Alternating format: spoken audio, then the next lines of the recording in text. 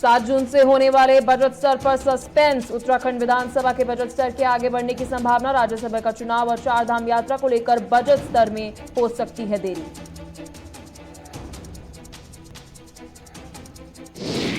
तीन साल बाद एक बार फिर आदि कैलाश यात्रा होगी शुरू। 35 यात्रियों का पहला जत्था 30 मई को दिल्ली में होगा रवाना। 1 जून को यात्री आदि कैलाश के लिए होंगे रवाना। ब्लॉक प्रमुख और जिला पंचायत अध्यक्ष चुन सकेगी जनता। सीधा चुनाव कराने की तैयारी में सरकार करने जा रही है हाई पावर कमेटी का गठन।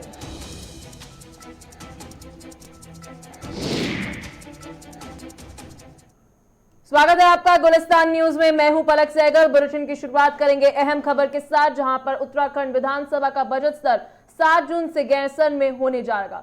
लेकिन राज्य में चल रही चारधाम यात्रा को देखते हुए संसदीय कार्य मंत्री और वित्त मंत्री प्रेमचंद अग्रवाल ने कहा है कि बजट सत्र को लेकर सभी स्थिति स्पष्ट नहीं हो पाएगी। हालांकि उन्होंने कहा है कि जल्द ही अधिकारियों के साथ बैठक कर बजट स्तर पर निर्णय लिया जाएगा कि स्तर कहां और कब होना है। प्रदेश में चल रही चारधाम यात्रा और पुलिस फोर्स की भारी कमी के चलते सरकार 7 जून से होने वाले बजट स्तर में विचार करने जा रही है। लिहाजा बैठक के बाद संसदीय कार्य मंत्री को मिली अधिकारियों की फीडबैक के बाद अब संसदीय कार्य मंत्री प्रेमचंद अग्रवाल ने बताया है कि स्तर को लेकर विचार किया जा रहा है, क्योंकि 10 जून को राज्यसभा का चुनाव भी देहरादून के विधानसभा भवन में होना है। ऐसे में स्तर के स्थान पर अभी मंथन चल रहा है और जल्दी स्थिति स्पष्ट हो जाएगी। महसूस हो रहा है कि 10 जून को हमारे यहाँ राज्यसभा का चुनाव होना है और उसका जो स्थल है वो है उत्तराखंड विधानसभा देहरादून। यदि हम इस स्थिति को देखते हैं, उसके साथ साथ जो चारधाम यात्रा इस समय बहुत भारी संख्या में जो यात्री आ रहे हैं और मुझे ऐसा लगता है कि जो इनपुट सामने आ रहे हैं, यात्रियों की संख्या भी बढ़ रही है और गैरसैंण के नाते, मैं स्पष्ट तौर पे कह रहा हूँ, गैरसैंण के नाते मेरा तो भाव हमेशा गैरसैंण के प्रति है। वहाँ सत्र चलाना, कैसे करना, कब करना, ये सारी चीज़ों पे अभी हम लोग विचार कर रहे हैं और बहुत जल्द इसके बारे में मैं अपने अधिकारियों की बैठक भी लेने वाला हूँ। तब इस पर निर्णय लेंगे कब और कहाँ किस टाइम इसकी जो सत्र है वो हम करेंगे। बजट इस बार हम लोग कह रहे हैं और आप जानते हैं कि पहली बार उत्तराखंड के अंदर हमने स्टेक होल्डर से डायरेक्ट सुझाव मांगे हैं, जिसमें 14 मई को हमने नैनीताल में, स्वयं मैं भी उसमें मौजूद था, हमारे माननीय मुख्यमंत्री जी मौजूद थे, और 19 तारीख को यानी 19 मई को, इसी 19 मई को हमने देहरादून में इसी प्रकार की बैठक की। बहुत महत्वपूर्ण हमारे सुझाव मिले हैं और साथ में हमने ईमेल आईडी भी जारी की है 27 मई तक। उसमें भी हम डायरेक्ट कोई भी, चाहे युवा हो, छात्र हो, वकील हो, आप जैसे मीडिया कर्मी हो, या हमारा किसान हो, व्यापारी हो, होटल व्यवसायी हो, या किसी भी प्रकार का जो भी जनता हमारी है, जो भी व्यक्ति है जो अपने अच्छे सुझाव इस बजट के लिए दे सकता है, तो हम वो आमंत्रित कर रहे हैं और उसके बाद हम बैठ के निर्णय लेंगे कि किस प्रकार से हम अच्छा बजट इस प्रदेश के लिए, प्रदेश। चलिए खबरों में रुक करते हैं एक और अहम खबर का, चंपावत उपचुनाव से जुड़ी, जहां पे कुछ दिन चंपावत उपचुनाव से व्यस्त रहने के बाद पूर्व मुख्यमंत्री हरीश रावत एक बार फिर राज्य के मुद्दों को लेकर मुखर हो गए हैं। उन्होंने सोशल मीडिया में 2 ट्वीट कर हरिद्वार में अलकनंदा होटल और चारधाम यात्रा में व्यवस्थाओं का मुद्दा उठाया है। हरिद्वार में अलकनंदा होटल का मुद्दा पर बोलते हुए पूर्व मुख्यमंत्री रावत ने कहा है कि राज्य की एक सुनहरी संपत्ति थी जिसका उत्तर प्रदेश ने भरपूर शोषण किया है। अब अलकनंदा उत्तराखंड को देने की बात आई है तो उसके एवज में होटल के सामने प्राइम लैंड उत्तर प्रदेश को एक भव्य होटल बनाने के लिए दे दी गई है। अब अलकनंदा को किसी प्राइवेट कंपनी को दिए जाने की बात हो रही है। हरीश ने इशारा किया है कि सरकार ऐसा करके किसी खास व्यक्ति को लाभ पहुंचाना चाहती है। वहीं हरीश रावत ने पर्यटन मंत्री सतपाल महाराज के वार्म सिटी बनाए जाने की बात पर बोलते हुए कहा कि चारधाम यात्रा लगातार मौतें हो रही है। चारधाम यात्रा हमारी सभ्यता और धरोहर की तरह है। यदि इसी तरीके से मौतें होती रही तो देश भर में क्या संदेश जाएगा, इस पर विचार होना चाहिए। और हमारे कार्यकाल के दौरान 3 साल यात्रा चली लेकिन किसी भी तीर्थ यात्री की मौत नहीं हुई।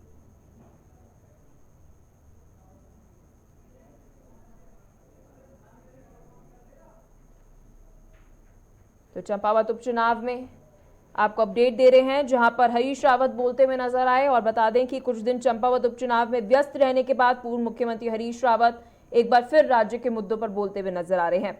हरिद्वार में अलकनंदा होटल का मुद्दे पर बोलते हुए पूर्व मुख्यमंत्री रावत ने कहा कि राज्य की एक सुनहरी संपत्ति थी जिसका उत्तर प्रदेश ने भरपूर शोषण किया, और साथ में उत्तर प्रदेश लैंड को एक भव्य होटल बनाने के लिए दे दी गई थी और अब अलकनंदा के किसी प्राइवेट कंपनी को दिए जाने की बात हो रही है।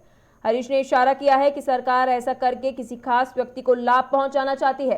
वहीं हरीश रावत ने पर्यटन मंत्री सतपाल महाराज के वार्म सिटी बनाए जाने की बात पर बोलते हुए कहा कि चारधाम यात्रा में लगातार मौतें हो रही हैं। चारधाम यात्रा हमारी सभ्यता और धरोहर की तरह है। यदि इसी तरीके से मौतें होती रही तो देश भर में क्या संदेश जाएगा, इस पर विचार होना चाहिए। हमारे कार्यकाल के दौरान 3 साल यात्रा चली लेकिन किसी तीर्थयात्री की मौत नहीं हुई। तो हरीश रावत स्पष्ट रूप से बोलते हुए नजर आए चार धाम के ऊपर। आपको बता दें लगातार चार धाम के अंदर मौतें होती हुई नजर आ रही है और कारण ऐसा बताया जा रहा है कि पोस्ट कोविड सिंड्रोम जो है उसकी वजह से लोगों की हार्ट की प्रॉब्लम आ रही है। जब वो उछले स्तर के ऊपर हाई ऑल्टीट्यूड के ऊपर जब जा रहे हैं चार धाम यात्रा के अंदर, तो उस कारण से उन्हें हार्ट स्ट्रोक हो रहा है।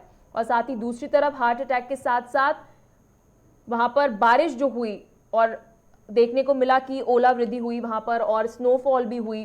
तो जब बर्फबारी वहां पर हुई, बर्फबारी के कारण भी बहुत सारे लोग वहां पर गर्म कपड़े नहीं लेकर गए थे, तो उनको हाइपोथर्मिया की वजह से भी मौत के कारण बने।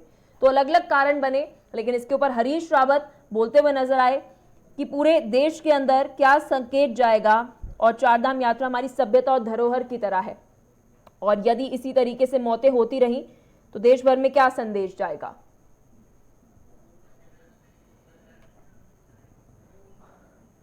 तो आप देख सकते हैं चंपावत के अंदर लगातार जिस तरीके से मौतें हो रही हैं, मौतें होने पर हरीश रावत बोलते हुए नजर आ रहे हैं और सत्ता पार्टी को घेरते हुए भी नजर आ रहे हैं और ये बोलते हुए नजर आए कि जिस तरीके से चारधाम यात्रा के अंदर मौतें हो रही हैं उसके ऊपर ध्यान देने की जरूरत है, क्योंकि चारधाम यात्रा हमारी धरोहर है।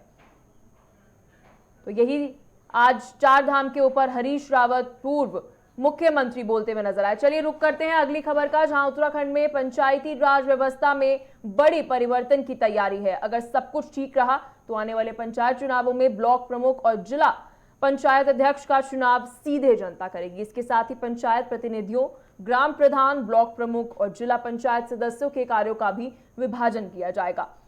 पंचायती राज मंत्री सतपाल महाराज ने इसके संकेत दिए हैं और दरअसल ब्लॉक प्रमुख और जिला पंचायत अध्यक्ष के चुनाव में पंचायत सदस्यों के बड़े स्तर पर खरीद फरोख्त की जाती है। इससे बचने के लिए चुनाव आयोग को दिशा निर्देश देने और इन पदों का चुनाव सीधे जनता से कराए जाने की मांग की है। ऐसे में इस चुनाव प्रणाली में सुधार की जरूरत लंबे समय से महसूस की जा रही है। पंचायती राज मंत्री सतपाल महाराज ने कहा है कि इसके लिए सरकार एक हाई पावर कमेटी का गठन कर रही है जो दूसरे राज्यों में लागू व्यवस्था का अध्ययन करने का साथ ही तमाम पहलुओं पर रिपोर्ट तैयार कर सरकार को सौंपेगी। इसके आधार पर निर्णय लिया जाएगा। इसी खबर पर और जानकारी के लिए हमारे साथ संवाददाता संचित जुड़ गए हैं। संचित, क्या कुछ अपडेट है पंचायती राज से जुड़ी, जहां पर व्यवस्था में बड़े परिवर्तन होने की तैयारी नजर आ रही है? बिल्कुल, देखिए जिस तरीके से पंचायती राज की आप बात करेंगे जी, और लगातार सरकार का ये मानना है कि कुछ चेंजेस किए जाएं इसमें, या आप देखिए कि संचित आप मुझे सुन पा रहे हैं? तो आप लगातार देख सकते हैं कि उत्तराखंड में पंचायती राज व्यवस्था में बड़ी परिवर्तन की तैयारी है और अगर सब कुछ ठीक रहा तो आने वाले पंचायत चुनावों में ब्लॉक प्रमुख और जिला पंचायत अध्यक्ष का चुनाव सीधे जनता करेगी। इसके साथ ही पंचायत प्रतिनिधियों, ग्राम प्रधान, ब्लॉक प्रमुख और जिला पंचायत सदस्यों के कार्यों का भी विभाजन किया जाएगा। तो ये अपडेट उत्तराखंड से, जहां पर पंचायती राज मंत्री सतपाल महाराज ने इसके संकेत दिए हैं। दरअसल ब्लॉक प्रमुख और जिला पंचायत अध्यक्ष के चुनाव में पंचायत सदस्यों की बड़े स्तर पर खरीद फरोख्त की जाती है। तो संचित आप मुझे सुन पा रहे हैं? जी जी जी, आप अपडेट दे रहे थे संचित, बोलिए। देखिए, ब्लॉक प्रमुख और जिला पंचायत अध्यक्ष अब जनता को चुनने के लिए ये मौका मिला है। साथ ही साथ आप देखिए कि इसकी तैयारी भी सरकार कर रही है कि जो चुनाव कराया जाए इसमें तमाम तरीके की कमेटी का भी गठन किया जाएगा। साथ ही साथ आप देखिए कि लगातार जिस तरीके से जो ग्राम प्रधान होते थे उनके प्रतिनिधि की अगर आप बात करेंगे तो उनमें बड़ी समस्या रहती है, कहीं कि काफी घोटाले भी देखने को मिलते थे। तो अब सरकार ने इसके ऊपर जो कमेटी बनाई है उस पे जो ये लोग कानून क्या करेंगे उसको चेक करने के लिए कमेटी गठित की कि ये लोग किस तरीके का काम कर रहे हैं, कैसा काम कर रहे हैं, और अगर किसी काम का पैसा अलॉट किया गया है, वो काम नहीं किया गया तो उसका कारण बताएंगे। ये सब चीजें की गई जिससे कि जो भ्रष्टाचार या कहीं की जीरो टॉलरेंस की बात जो सरकार कर रही है उसको एक तरीके से सरकार इम्प्लीमेंट कराना चाहती है। तो संचित, ये भी कहा गया कि चुनावों में ब्लॉक प्रमुख और जिला पंचायत अध्यक्ष का चुनाव अब सीधा जनता करेगी, इसकी क्या जानकारी? बिल्कुल, देखिए अब इसका जो चुनाव होगा उसके लिए जनता सीधा चुनाव करेगी और साथ ही साथ जनता इनको चुनेगी कि कौन व्यक्ति उनका जिला पंचायत अध्यक्ष होगा, कौन उनका प्रतिनिधि होगा और उसका कार्य किस तरीके का क्षेत्र में रहा है और वो जो उनकी मांग क्या होगी, किस तरीके के उनके कार्य रहेंगे, क्या मांग रहेगी, अगर उनकी समस्याएं हैं उनको किस तरीके से पूरा किया जाएगा, क्या वादे हैं और उसके जो वादे किए थे या कहीं की जो एक बात कही होगी चुनाव से पहले या कहीं की एक तरीके से मैनिफेस्टो टाइप में जो जारी किया गया उस पे क्या कुछ काम किए गए जनता के लिए, क्या कुछ नहीं, उसको लेकर जो कमेटी गठित की जाएगी वो इसकी जांच करेगी। तो इससे पहले जनता की क्या भागीदारी थी संचित?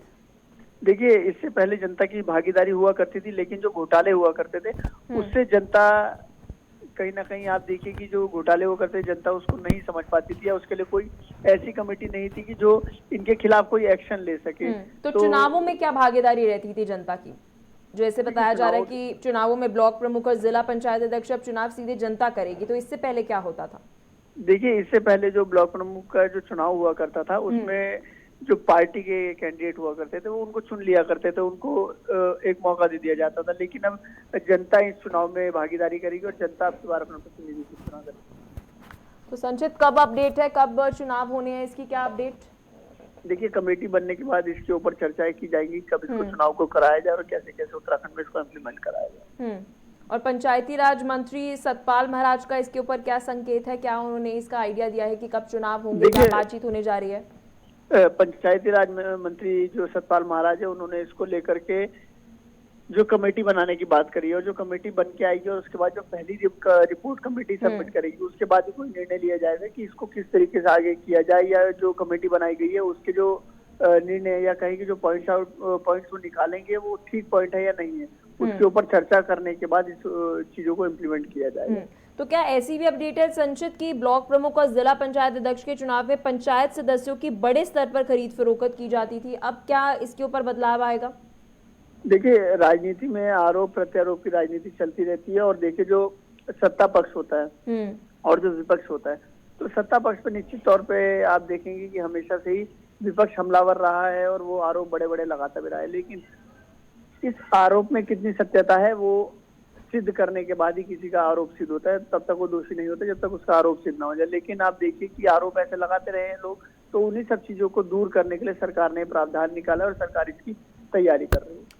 बहुत बहुत शुक्रिया संचित इस अपडेट के लिए, क्योंकि बड़ी अपडेट है जहां पर आपको बता दें कि पंचायती राज मंत्री जो हैं उन्होंने अपडेट दी है कि अब जो ब्लॉक प्रमुख है और जिला पंचायत अध्यक्ष हैं अब वो चुने जाएंगे जनता की तरफ से। चलिए खबरों में आगे रुख करते हैं, एक और खबर ले लेते हैं जहां पे 3 साल बाद एक बार फिर आदि कैलाश यात्रा शुरू होने जा रही है। 35 यात्रियों का पहला जत्था 30 मई की रात दिल्ली से रवाना होकर 31 मई की सुबह भीमताल टीआरसी में पहुंचेगा। यहां उनका चोलिया नृत्य और कमाऊनी परिधान में महिलाएं तिलक लगाकर स्वागत करेंगी और साथ ही टीआरसी के प्रबंधक संजय कुमार ने बताया है कि पहली बार आदि कैलाश यात्रा सीधे भीमताल पहुंचेगी और यात्रा को लेकर उत्साह भी नजर आ रहा है।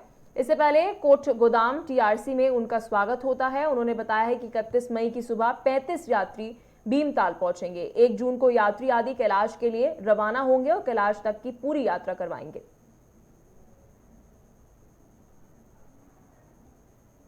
तो ये अपडेट उत्तराखंड से अहम, जहां पर 3 साल बाद एक बार फिर आदि कैलाश यात्रा शुरू होने जा रही है। और साथ ही आपको बता दें कि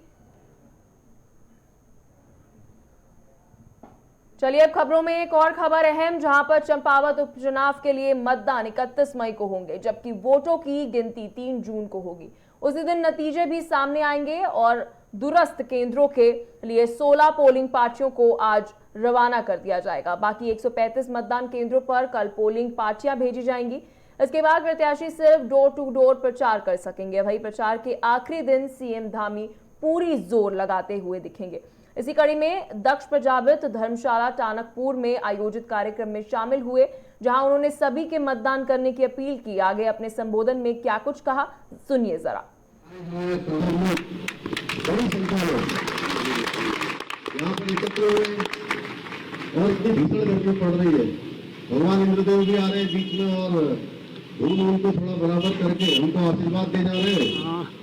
और आप सब लोगों की उपस्थिति, इतनी बड़ी संख्या देखकर ये रिकॉर्ड हो गया कि एक ही चुनाव में मैं एक ही जगह पर आज दूसरी बार आ गया 2 दिन में।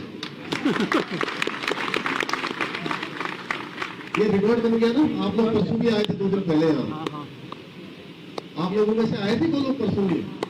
आप ना करिए तो कौन कौन आया था, तो सभी दोबारा आ गए।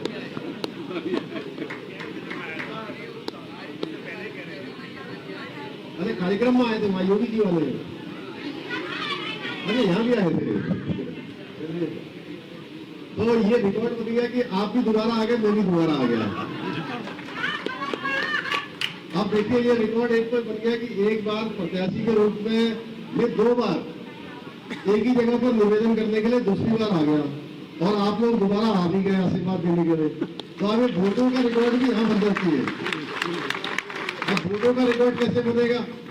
जैसे ही हमारे इस वार्ड का आसपास का जो भाइयों बहनों, अब बहुत ज्यादा बोलना नहीं है क्योंकि आप लोगों ने बहुत भाषण सुन लिए।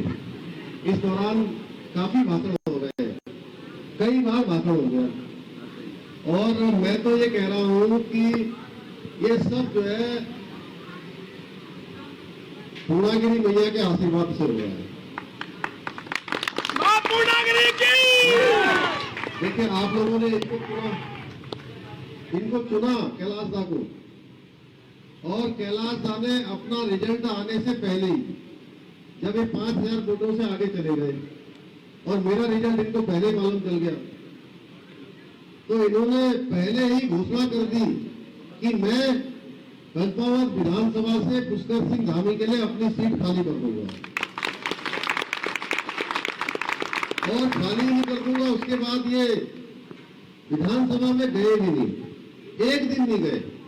और इन्होंने मुझसे कहा कि मैं अब न चंपावत जाऊंगा, न बनबसा जाऊंगा, न टनकपुर जाऊंगा, न मैं घर जाऊंगा, कहीं नहीं जाऊंगा जब तक आप हाँ नहीं करोगे। क्योंकि मैंने अपने क्षेत्र में बहुत काम करने हैं, बहुत काम मैंने सोचे हैं, इसलिए मैं चाहता हूं कि आप मेरे विधानसभा क्षेत्र में चुनाव में खड़े हो। मैं इनका आभारी हूं कि मेरा भी मन था कि मैं आप सबके बीच में आऊं, क्योंकि ये क्षेत्र मेरा जाना पहचाना था। मैं बचपन से यहाँ आता रहा हूँ। जैसे खटीमा वैसे टनकपुर, जैसे खटीमा वैसे ही बनबसा, वैसे ही हमारा चलती, वैसे ही हमारा बस्तिया, वैसे ही हमारा गढ़ीकोट, वैसे ही हमारा आपबाग, वैसे ही हमारा उचुल्लीकोट, वैसे ही हमारा गेंडाखोली, वैसे ही जो है हमारा नाईकोट, वैसे ही हमारा चंदनी, वैसे ही हमारा थपलियाल खेड़ा में कल थपलियाल खेड़ा भी गया। 123 वोट है कुल वहां और जाने में कम से कम 1.5 घंटा लग गया। तो चलिए खबरों में अब आपको लेकर चलते हैं यूपी की एक अहम खबर पर, जहां पर मुख्यमंत्री योगी आदित्यनाथ आज पूर्व प्रधानमंत्री चौधरी चरण सिंह की प्रतिमा पर माल्यार्पण किया और उन्हें श्रद्धांजलि अर्पित की। राज्य विधानसभा ने नेता प्रतिपक्ष अखिलेश यादव ने भी चौधरी चरण सिंह की श्रद्धांजलि अर्पित की और मुख्यमंत्री योगी आदित्यनाथ ने पूर्व प्रधानमंत्री चौधरी चरण सिंह की पुण्यतिथि के अवसर पर रविवार को विधानसभा में स्थापित उनकी प्रतिमा पर माल्यार्पण किया। योगी के साथ कृषि मंत्री सूर्य प्रताप शाही और संसदीय कार्य मंत्री सुरेश खन्ना समेत कई प्रमुख नेताओं ने चौधरी चरण सिंह को श्रद्धांजलि अर्पित की। माल्यार्पण करने के बाद योगी आदित्यनाथ ने ट्वीट किया कि शुद्ध चौधरी चरण सिंह जी ने प्रदेश के मुख्यमंत्री व देश के प्रधानमंत्री के रूप में सदैव गांवों के विकास,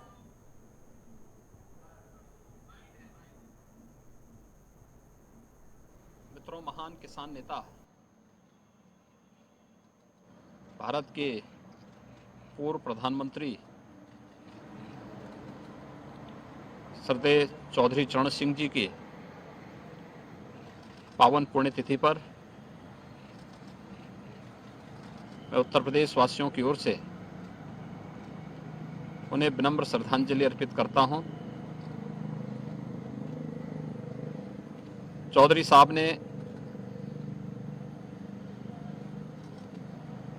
प्रदेश के मुख्यमंत्री और देश के प्रधानमंत्री के रूप में सदैव गांवों के विकास, ग्रामीण अर्थव्यवस्था को सुदृढ़ करने और अन्नदाता किसानों की भूमिका को इसके साथ जोड़ने का उल्लेखनीय कार्य किया। उनका बहुत स्पष्ट मानना था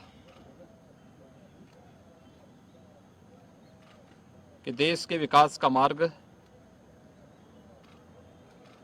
इस देश के गांव की गलियों से, खेतों और खलिहानों से प्रशस्त होता है।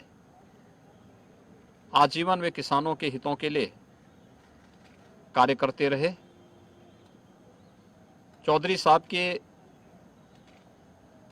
गांवों के विकास और अन्नदाता किसानों के हितों के लिए किए गए प्रयासों को ही आज केंद्र और प्रदेश सरकार मजबूती के साथ आगे बढ़ाने का कार्य कर रही है। चाहे वह उत्तर प्रदेश के अंदर 2017 में अन्नदाता किसानों को राहत देने के लिए कर्ज माफी का कार्यक्रम रहा हो, या फिर प्रदेश में या देश में एमएसपी का लाभ अन्नदाता किसानों को मिले और लागत का 1.5 गुना दाम अन्नदाता किसानों को प्राप्त हो सके, यह कार्य पूरी मजबूती के साथ केंद्र और प्रदेश सरकार कर रही है। प्रदेश के अंदर और देश के अंदर प्रधानमंत्री किसान सम्मान निधि के माध्यम से हर एक किसान के जीवन में खुशहाली लाने का कार्य अभूतपूर्व रूप से प्रधानमंत्री मोदी जी के नेतृत्व में जहां आगे बढ़ रहा है, वहीं प्रदेश के अंदर गन्ना किसानों के जीवन में व्यापक परिवर्तन करने का भी अभूतपूर्व कार्य विगत 5 वर्षों के अंदर भारतीय जनता पार्टी की डबल इंजन की सरकार ने किया है। कोरोना कालखंड में भी प्रदेश के 119 चीनी मिलों का चलना, अब तक 1,73,000 करोड़ रुपए से अधिक का गन्ना मूल्य का भुगतान हो जाना, चौधरी साहब की कर्मभूमि छपरौली की रमाला चीनी मिल को नए सिरे से स्थापित होकर के संचालित करना हो,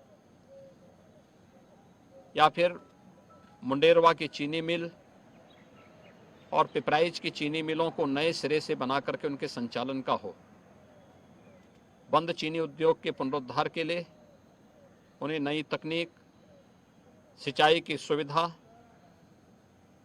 या फिर किसान को समय पे बीज उपलब्ध कराना, खेती की लागत को कम करते हुए उन्हें अच्छा दाम मिल सके, इसके लिए भारतीय जनता पार्टी की केंद्र और प्रदेश सरकार पूरी प्रतिबद्धता के साथ कार्य कर रही है। आज चौधरी साहब हमारे बीच में नहीं, उनकी 35वीं पावन पुण्यतिथि आज है। हर किसान अपने इस किसान हितैषी नेता को अपनी विनम्र श्रद्धांजलि अर्पित कर रहा है। मैं आज के इस अवसर पर प्रदेश शासन की ओर से और प्रदेशवासियों की ओर से किसानों के एक परम हितैषी मसीहा के रूप में स्थापित चौधरी चरण सिंह जी को उनकी पावन पुण्यतिथि पर कोटि कोटि नमन करते हुए विनम्र। तो फिलहाल के लिए इस बुलेटिन में इतना ही, लेकिन खबरों का सिलसिला रुकेगा नहीं। देखते रहिए गुलिस्तान न्यूज़।